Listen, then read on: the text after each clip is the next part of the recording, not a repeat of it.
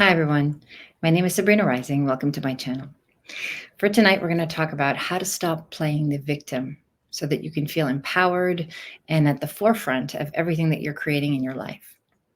So, this is a difficult topic to listen to because so many of us struggle with feeling victimized in certain areas of our lives. There could be areas of your life where you feel more empowered than others. For example, you can feel more empowered at work than you do in your relationships, or vice versa.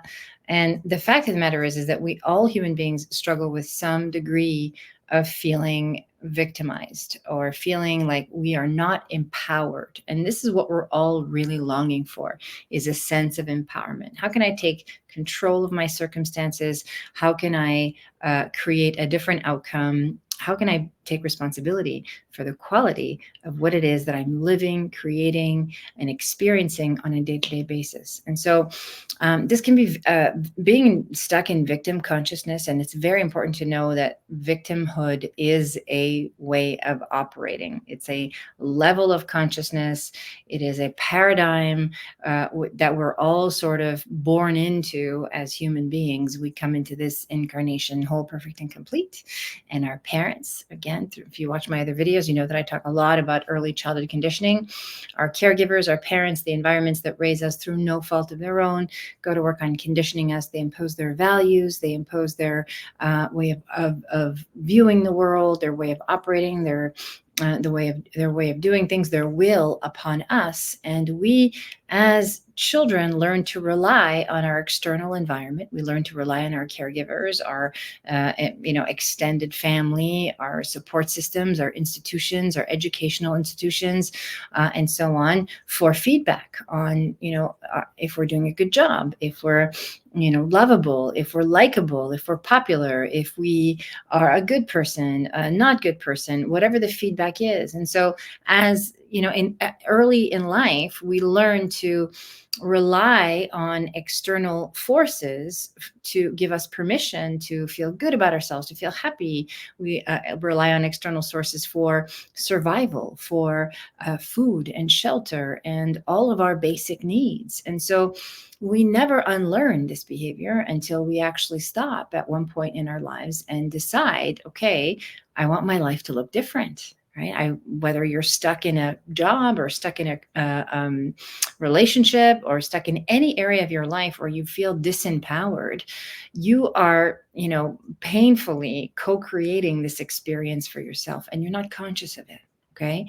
So being a victim is kind of a natural part of the human evolutionary experience. We come into this life, as I mentioned, and we rely on our external environment to raise us, to condition us, to conform us to society and the way society functions.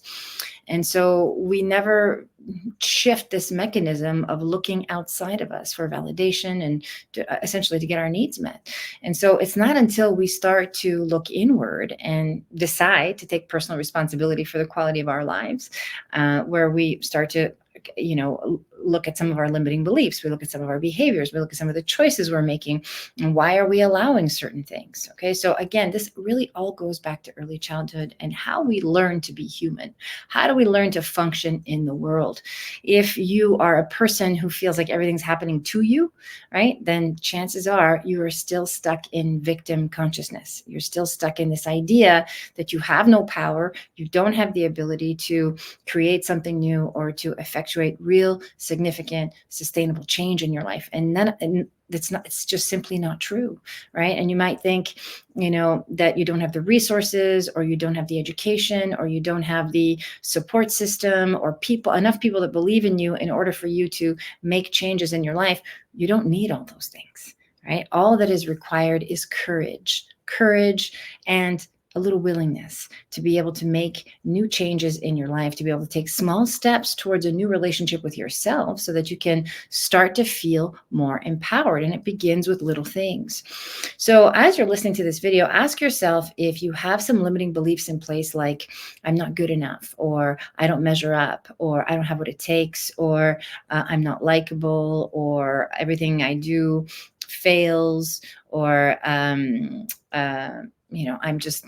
not capable of creating whatever it is that I want. I can't have what I want. So these are very common limiting beliefs that we learn in childhood, whether they were told to us, whether we experience them directly through our own natural impulses as children. If those get cut off or squashed or dismissed, for example, in our caregiver environment, we learn to do that to ourselves. You have a desire, oh, I'm not allowed to have that. I can't have that, right? Notice in your own life, if you have a burning desire for something and quickly your mindset will kick in, the reasoning mind, also known as the ego mind, the identity that was formed in early childhood might kick in and say, well, that's, you can't have that, or that's too expensive, or there isn't enough time, or, you don't have what it takes to be able to accomplish that, or that's not for you, that might be for other people. These are all conditioned beliefs that we've learned to internalize. We allow them to dictate our outcomes. We allow them to dictate the life that we're capable of having.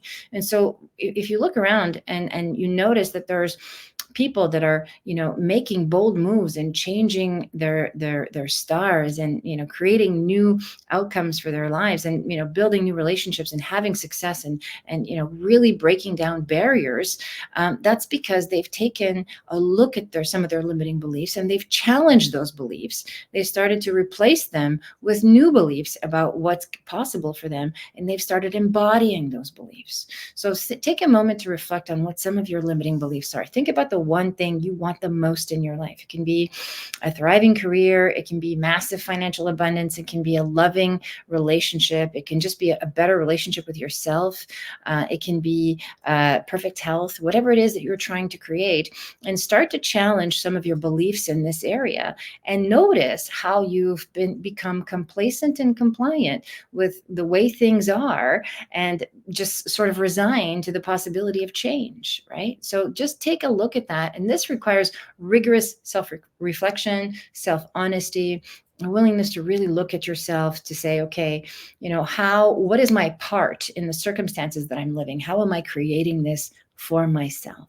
Okay. And this can be painful. So it's very important in this process that you take some space and, do this work in small increments, so that you can really process some of the feelings that might come up as you take a look at yourself and meet yourself with empathy. Okay. When we know better, we do better. And for most of us that are stuck in circumstances that are unfortunate or painful or even dangerous for that matter, we don't know what we don't know. And it's not until someone inspires us, or someone encourages us or nudges us to to make a different choice, that we actually sit down to think, okay, can I really live a different life? Can I really do something different for myself? Now, if you're in a situation in your life where you're feeling victimized and your circumstances are stronger, more powerful than you're capable of mustering the courage to transcend or to move out of, then it's time to ask for help. Right. So hopefully you have a support system, or you have someone you can reach out to,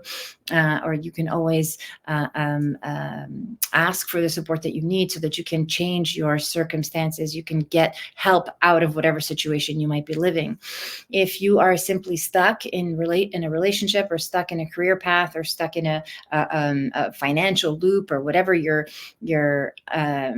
complaint is, whatever your discomfort is, and there is a way for you, even just listening to this video, to start challenging some of your beliefs and start noticing what you would rather experience in this particular situation. Start with the belief. Our belief system influences every cell in our bodies. So when we start believing something different, we start noticing something different. It's very, very basic. The key is to fully embody the belief. It's to really believe that something can be different. And this takes practice. It takes faith. It takes courage. It takes just looking around you, because so many other people are doing it. So it's possible. And it just takes practice, a daily practice of creating some new ideas about what it is that you want to have happen in your life. I can tell you from personal experience that my life looked very different 20 years ago than it does today.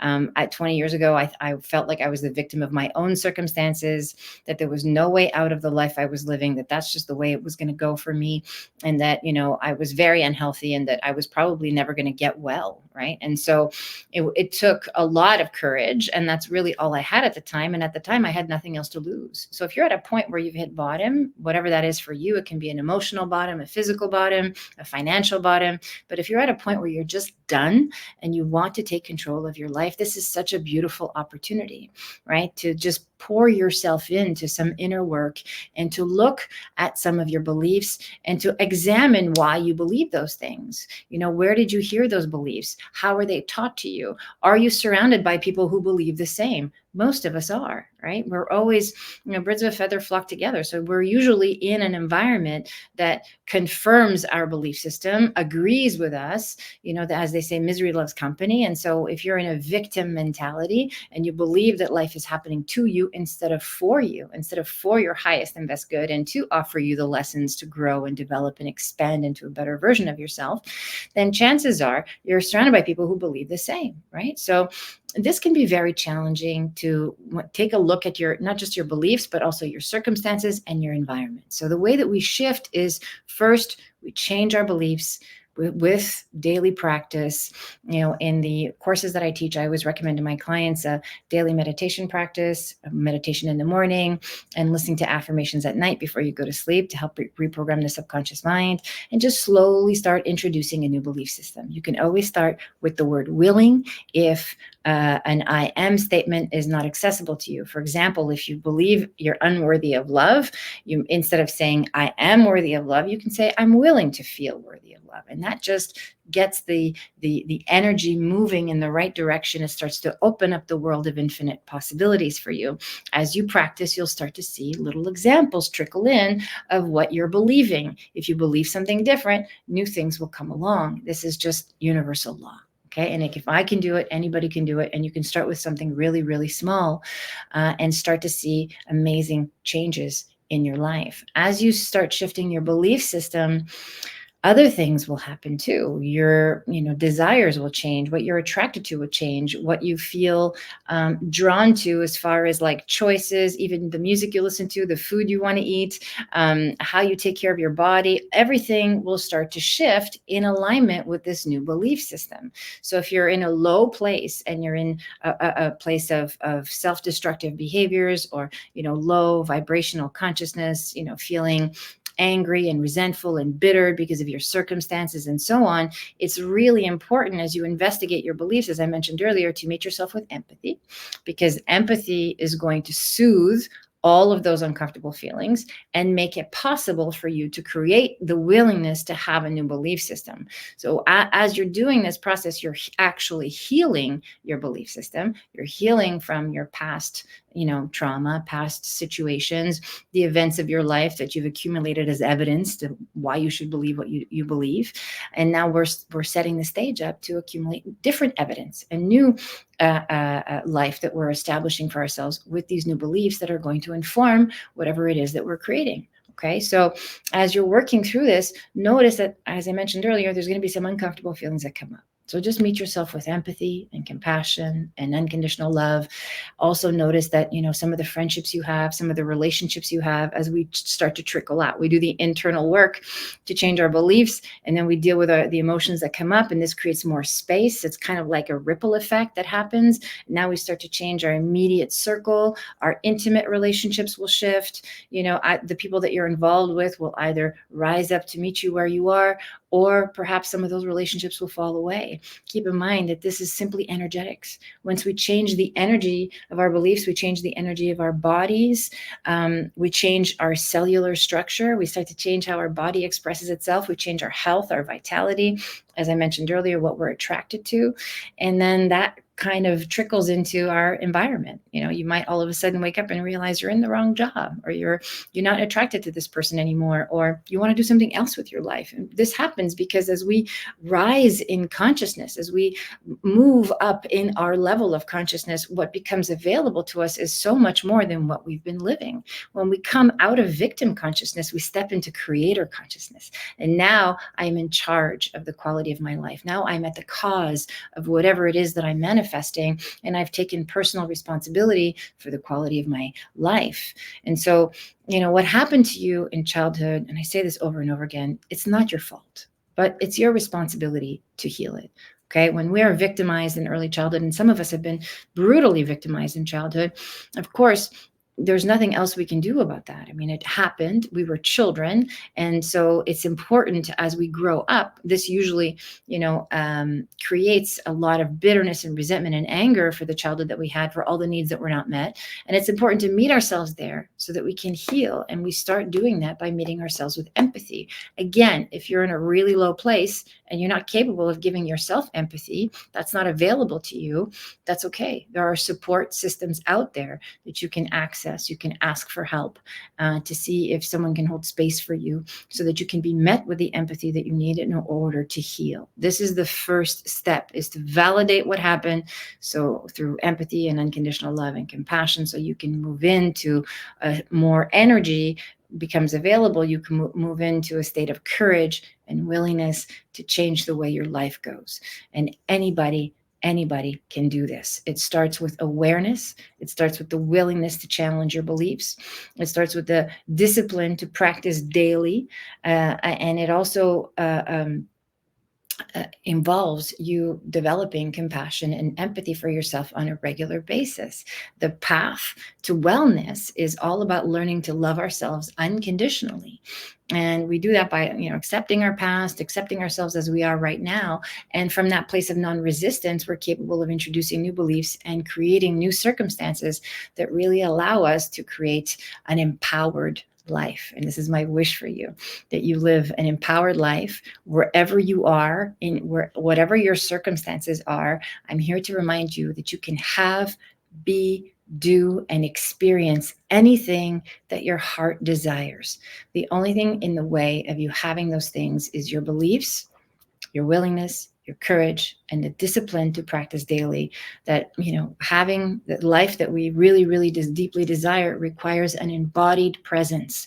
So not only do your beliefs need to be online, but your actions need to follow suit, and your words, your dialogue, your choices, the people you choose to hang out with, the energy that you surround yourself with, all these things need to align with the life that you really deeply desire. And once you find that alignment, you've taken 100% responsibility for the quality of your life. You're showing up for yourself every day.